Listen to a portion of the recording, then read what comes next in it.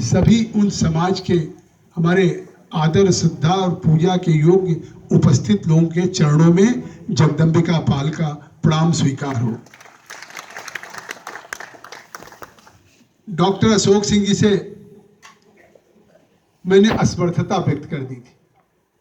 और शायद इसीलिए इस सम्मेलन में प्रमुखता से नाम श्री दिग्विजय सिंह जी का था, प्रमुखता से श्री हरीश रावत जी का था, प्रमुखता से श्री ब्रिजभूषण सिंह जी का था, प्रमुखता से श्री वीरेंद्र सिंह जी मस्त का था, प्रमुखता से नाम श्री नीरज शेखर का था, जिनके बारे में सार्वजनिक रूप से था विगत कई दिनों से कि जो ये विश्व क्षत्रिय महासम्मेलन हो रहा है, डॉक्टर अशोक सिंह जी के उनके कार्यक्रम में उपस्थित होंगे। मेरी अपने कुछ पूर्व निर्धारित कार्यक्रम की इतनी व्यस्तता थी सार्वजनिक जीवन में कि मैंने आपसे असमर्थता जाहिर की। और जब आपने बहुत मुझसे कहा तो मैंने कहा अच्छा मैं 29 तारीख को आ जाऊंगा, लेकिन आज जब इन्होंने प्रातः मुझे फिर कहा कि हरीश जी का एक्सीडेंट हो गया, दिग्विजय सिंह जी अपने चुनाव में व्यस्त हैं, तो आप यकीन करिए कि मेरा शाम को 5 बजे एक अपने संगठन का बहुत बड़ा कार्यक्रम था और चुनाव मेरे सामने हो तो सार्वजनिक जीवन के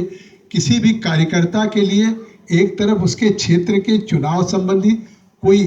बड़ा कार्यक्रम हो और दूसरी तरफ काशी के इस कार्यक्रम में उपस्थित होना हो, तो मुझे लगता है कि कोई भी सार्वजनिक जीवन में जो बैठे हुए नेतागण हैं उनकी प्राथमिकता ये होगी कि मुझे अपने क्षेत्र की उस प्राथमिकता को इसलिए पूरा करना होगा क्योंकि उसके सार्वजनिक जीवन के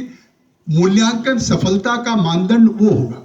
लेकिन आप यकीन करिए इसके बावजूद भी मैं सिद्धार्थनगर के अपने उस संगठन के बड़े कार्यक्रम को छोड़ करके इस कार्यक्रम में अगर उपस्थित हूं तो इसलिए उपस्थित हूं कि डॉक्टर अशोक सिंह जी जिस तरह से निष्काम भाव से, जिस तरह से समर्पित भाव से इस समाज के लिए काम कर रहे हैं, तो कम से कम उपस्थित होकर के उन्हें उनकी मान्यता और सम्मानित कर सकूं उनको। क्योंकि आज वो कह रहे थे कि शायद ये मेरा लास्ट कार्यक्रम होगा, किस संदर्भ में कह रहे थे, तो अगर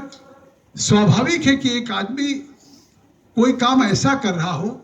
जिसमें वो कोई उसका कोई स्वार्थ ना हो, कोई बैलेंस शीट न तैयार करता हो कि